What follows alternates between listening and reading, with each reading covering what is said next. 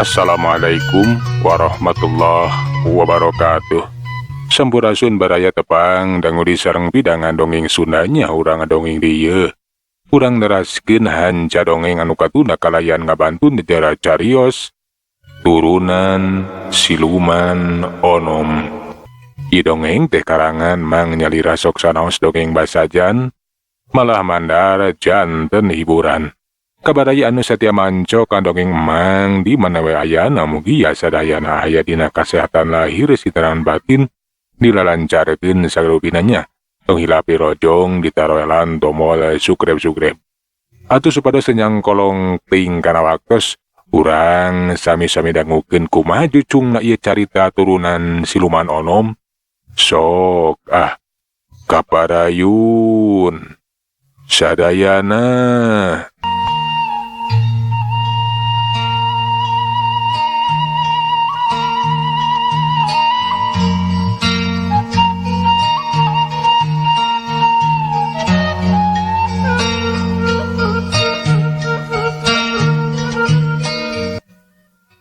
Gancangna carita Ki Ajar Lingga Jati telajuwe arek lumampah ka wewengkon Rawalakbok.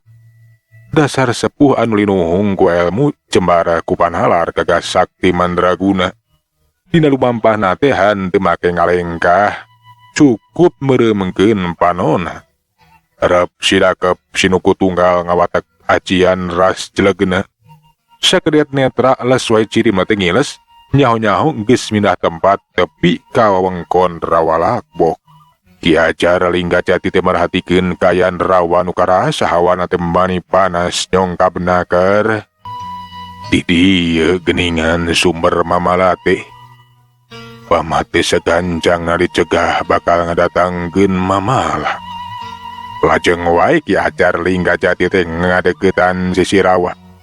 Jika nu hayang neuleuman sajroning rawa.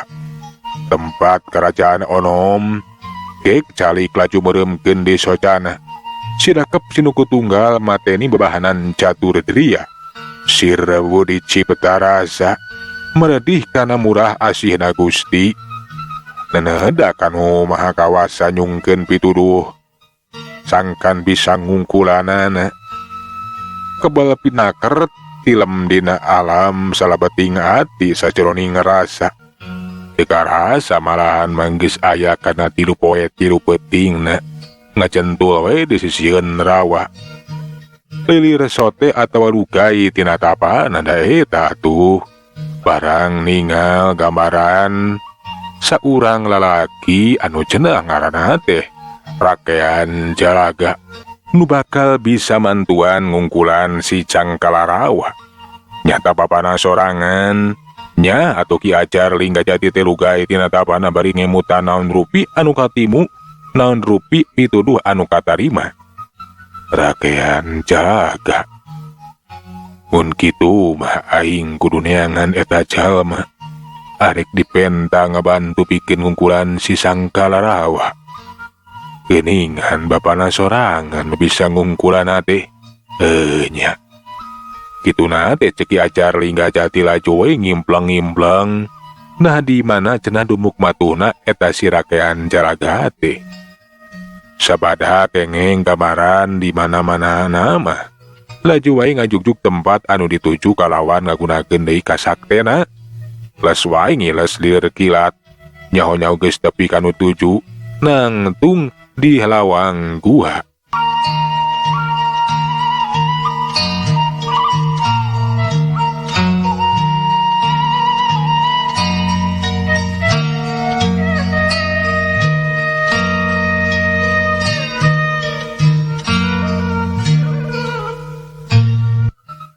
Iya gitu tempat anu dimaksud teh. Nyatanya lahan ciri nama luyuk pisan sakumanina implengan. Ki Ajar Lingga Jati laju asup ka jero gua. Basa geus tepi katung tunggu haka sambak aya saurang lalaki kolot keur ngagugulung saurang lalaki ngora. Anu katempo ngagoler dina luhureun batu dembrak. Jika keur nandangan kasakit atawa gering da eta we ngalalempreh. Panonna katempo melong kosong. Awakna geus katingali begang. Sampurasun. Ki Ajar uluk salam. Eta lalaki kolote tayalian di Kimadra Galunggung. Kimadra Galunggung anu kerjong jon yang cerikan nu jadi anakna menicuring hak laju malik bari nembaran. Rampes. Sakedapan mah ukur molohok we bakating ku kaget. Nah saha cenah eta jalma anyar pinanggih teh. Teu kanyahoan, geus kanyaho anyao asup aya di jero guha. Teu lila po ketumanya deui. Nah saha salira teh. Naon kaperyogian sumping ka dieu? Kula ajar lingga jati di Gunung Padang. Ngaja datang ka dieu teh. Arek nepungan rakean jalaga. Basa ngadangu eta nami. Kimadra teh mani molohok lantaran eta ngaran teh geus kasohor. Hiji sepuh di Pajajaran mangrupakeun sesepuh we atawa inohong anu linuhung ku ilmu jembar ku panalar gagas sakti mandraguna. Atau boki Kimadra teh mani reuwas. Inggis aya kajadian anu teu dipiharep. Nu aya hubunganana jeung nu jadi anakna. Atuh hulang mikir nah naon cenah maksud jeung tujuanna teh. Pangna arek nepungan anakna segera rubah. Heke punten gambaran. Isim abdi teh asa reuwas. Kadongkapan salirat rumpaheun ngahaja dong sumping ka dieu nepangan punana. Isim abdi Madra Galunggung sumuhun ramana sirakean. Hampura kula datang ka dieu estu cologog. Lantaran hayang sagancangna nepungan budak anjeun. Kula butuh bikeun mantuan ngarengsekeun pasualan. Kinaha pasualan naon seun? Pasualan gede nu nyangkut kasalamatan sararea. Pikeun urang Pajajaran kasalamatan negara. Anu bakal menang mamala gede datangna teh ti urang nagara Onom. Nyatana ti raja nu kiwarina lah Sang Kalarawa nu boga dua getih. Nya turunan anak anjeun geuning. Sakedeung deui bakal napak ti alam manusia. Bakal ngadatangkeun mamala, bakal ngawasa.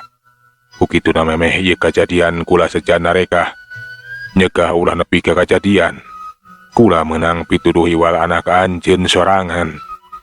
Nya anu bakal bisa mantuan ngarengsekeunana. Kitu kutante kasumpingan sareng gambaran ka dieu teh. Sumuhun namung pun anak teh kapandanget ayeuna teh kieu kaayanana. Ieu teh lantaran kajantenan sawatara waktos kapengker. Memang leres pun anak teh parantos katalimeng katenung ku bangsa Onom. Dugi kagaruh katurunan. Ulah salempang, keun kula bakal nareka. Mugia anak anjeun teh gancang cager, gancang sadar kana sagala rupana. Nuhun we seun sateu ajana ari bade ngarandongan pun anak mah. Terus terang jisim abdi mah parantos taat. Dugi ka parantos pondok harapan bati sedihna bae. Mudah-mudahan we atuh ari salira makapan kasohor. Jalmi sakti mandraguna. Mugia wae tiasa ngadamangkeun pun anak. Kula teh rumasa gagas sakti mandraguna. Keun cikan-cikan aya nama urang ubaran. Mugia kengeng pangijabah tidak nu maha suci. Hyang anu maha agung. Lajeng we atuh Ki Ajar Lingga Jati teh ngamimitian nareka. Dampal pananganna teh ditempelkeun kana embun-embunan sirakean jalaga nu keur ngagolero awak sirakean teh patinggal terjika anu kasetrum. Sukuna kekerejatan panona bureal pencelik matak pikahariwangeun. Kimadra Galunggung oge atuh mani reuwas tapi yakin sapiraku cenah anakna teh bakal ngarenapan cilaka. Kapanan eger diubaran. Gelila bener we kiwari mah awakna teh jadi cicing ngalempreh dewe malahan mah jika nu sare tibra. Kumaha seun pun anak teh? Ulah salempang. Sakedeung deui bakal lilir, bakal kumpul pangacianana. Balik deui kasadaranna lepas tina sapangaruh tenung anu pohara. Bener we, tekung sila kurisik sedekayan deh nya beunta.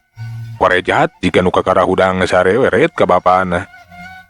Ret deui kaki ajar lingga jati. Puguh atuh maneh kaget na saha cenah eta sepuh teh. Kakehan geus sadar anaking. Ama, nah aya kejantana naon ieu teh? Nah abi bet aya di dieu geuningan. Syukur ari geus eling mah hidup teh geus katenung ku bangsa onom. Malahan mah sawatara waktu ka tukang. Kapan hidup teh leungit? Da eta tuh ngaron cicing di ditu di negara bangsa onom. Nepi ka kawin jeung urang ditu boga katurunan sakarupa. Nya hidup teh mulang dina kayaan teling nepi ka kegering. Nya ayeuna kakara eling deui kulantaran parantos di landongan ieu ku pangaresaki ajar lingga jati. Sakadapan mah si rakean teh ukur ngahulang we ingat-ingat kejadian. Nah kunaon cenah atuh dirina teh bet ngaranapan kejadian sarupa kitu. Tapi lebenghan teu inget naon-naon. Ari kitu nama lantaran kiwari geus pulih pisan leupas tina pangaruh tenung. Najan nalika sajeroning cicing di nagara Galemang atau di nagara bangsa onom oge. Kapeung-kapeung jika nu normal we pikiranna teh. Kasadarana jika nu nya sadar-sadarana. Tapi kapan eta mah lain kasadaran anu samurni na. Anu kainget ku si rakean teh. Kajawa eta we sawaktu meneang cahaya anu nyorot dina luhureun cairawa. Dirinya mah henteu inget naon-naon deui. Abdi mah teu terang nanaon ama. Teu rumaos cicing di alam bangsa siluman onom. Sok kabadugi ka nikah sagarupa. Sakaemut abdi teh basa eta we abdi teh aya di sisieun rawa. Sumuhun mariksa cahaya anu nyorot di tengah rawa. Didinya abdi lebeng teh emut nanaon ama. Nyata ngetu moal inget naon-naon lantaran hidup teh sasat benang ku tenung anu pohara luar biasa na. Untung wae nya aya pangaresaki ajar lingga jati anu ngaja sumping ka dieu teh arek nepungan maneh. Lian di ngubaran teh aya maksud anu tangtu. Jisim abdi nganuhunkeun pisan ka pangaresaki ajar lingga jati anu parantos saat nulungan jisim abdi. Namung nah maksud naon ngaja sumping ka dieu teh manggawe geura uningakeun. Sami-sami. Eta dilepas tina pitulung mantenna yang maha kawasa. Syukur anjeun geus cager mah. Puguh tadi ku lagi geus narita ka bapa anjeun. Datangna ka dieu teh lantaran boga maksud anu tangtu. Arek menta anjeun bantuan ngarengsekeun persoalan gede anu bakal kajadian kulantaran kejadian anu kungsi karanapan ku anjeun sawatara waktu ka tukang. Nya aya hubungan jeung anjeun ieu teh rakean jalaga. Baik we Ki Madra caritakeun nu sajalantrahna. Muhun mangga. Ku jisim abdi pasti bakal dicarioskeun ka pun anak. Jadi kieu maksud jeung tujuan nu sararesna teh rakean. Barabat bae atuh dicaritakeun. Si rakean ngebandungan dari anak keur sakapeung mani molohok. Kaget jeung reuwas atuh. Teu sangka cenah bakal ngadatangkeun mamala gede ku kajadian nu geus karanapan ku dirina. Tah kitu iwal hidup cenah anu bisa mantuan ngaringsekeun persoalan. Ulah nepikeun ka eta si Sangkalarawat teh kaburu ngambah ka alam manusia, ngawasa di alam manusia. Kumaha sanggup rakean? Mohon ama, jisim abdi sanggem. Nya sok sanajan dari Sangkalarawat teh kasebatkeun anak katurunan abdi oge. Tapi abdi mah teu rumaos sasat kapan di luar kasadaran. Nya ku kituna eta si Sangkalarawat teh kedah saenggal diungkulan. Ulah dugi ka ngambah ka alam manusia. Sok mau dugi keterangan lamun eta teh anak turunan abdi. Dugi ka ngadatangkeun mamala. Meureun bisa kumaheun wirangna. Ku kituna abdi sanggem kaum matuan pangaresaki ajar lingga jati dina ngarengsekeun ieu persoalan. Syukur ari kitu mah rakean. Tah janten kitu pangaresa. Semuanya pun anak teh sanggem. Sejak ngabantos, mugi wae tiasa saengga ngarengsikeun pasualan. Nya syukur hari kitu mah. Hayu ayeuna mah tuturkeun kula. Nya urang ngajuk juga rawalakbok. Kudu sagancangna direngsekeun. Atuh gancangna carita. Tiluana teh ngajuk wewengkon rawalakbok. Sejana reka ngungkulan si Sangkalarawa bakal jadi ancaman bikin sakumna urang pajajaran.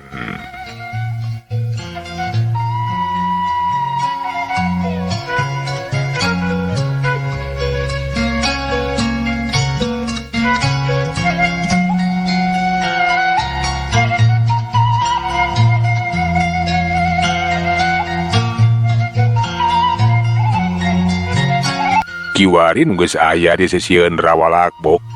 Ki Ajar Linggajati teh nyabut suling nu diselatkeun dina cangkengna. Baju we eta suling teh ditiup.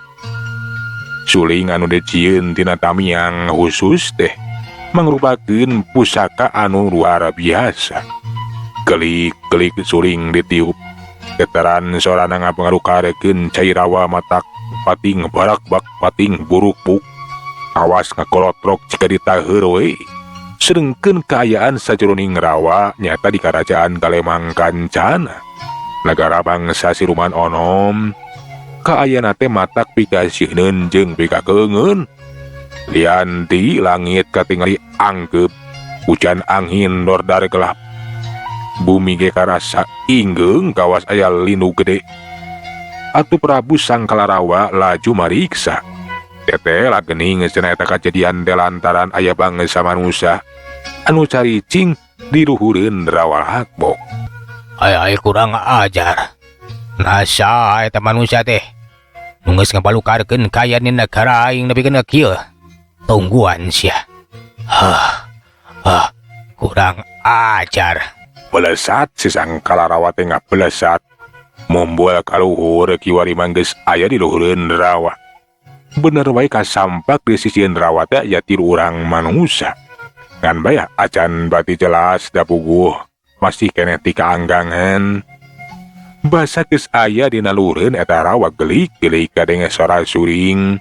Aneh, eta sora suring teh matak ngajelengeng kana ceri matak nyeri kana sirah. Si Sangkalarawa teh nepikeun kanutupan kadua ceulina. Saha panggalukna nu geus wani-wani jadikeun aing sarupa kieu. Wan kitu deui ngabalukarkeun kayaan di negara aing nepikeun ka ruksak. Kurang ajar. Bari ngararasakeun ka nyeri laju manehna terek ngabelesat. Arek ngadeukeutan ka tilu urang manusia. Ngan bayi matak hanjakal syukur teh kawas anu dipaku we hanteu bisa ka mana-mana. Dina kayaana kitu caturkeun di sisieun rawa harita Ki Ajar Linggajati teh keur marentahkeun ka si rakean Jalaga supaya sagancangna ngalakukeun tindakan. Ayeuna waktuna anu hade rakean Jalaga geura pateni eta si Sangkalarawa. Si rakean tetalangke laju ngapelesat napa kesanjang. Kiwari ngadekeutan nu jadi anakna. Barang geus adu hareupan. Pikeun si Sangkalarawa teh atuh kaget nu lain dikieun teteh gening nu nyampeurkeun teh tayalian di rakean Jalaga nu jadi bapa. Gening Bapak. Tulungan aing, Pak. Tulungan. Si rakean Jalagahan teu nemalan laju ngadekeutan ka si Sangkalarawa. Geus deukeut mah ti kanyahoan set kucangna dicabut. Gabros ditubleskeun kana beuteung si Sangkalarawa.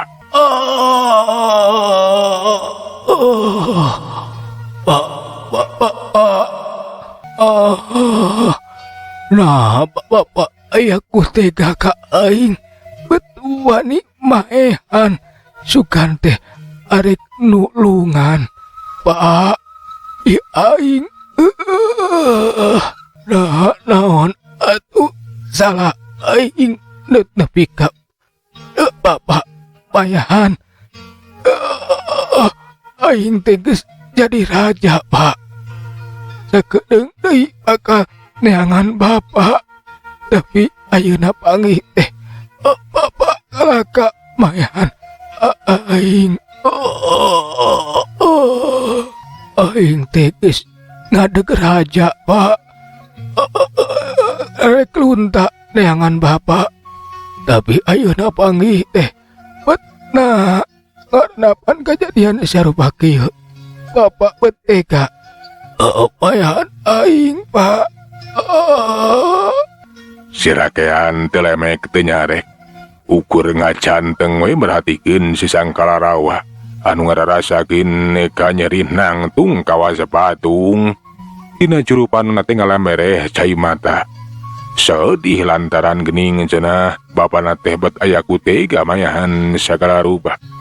Tetela eta kujang si sarakean jalaga teh mangrubakeun apesna eta si Sangkalarawa.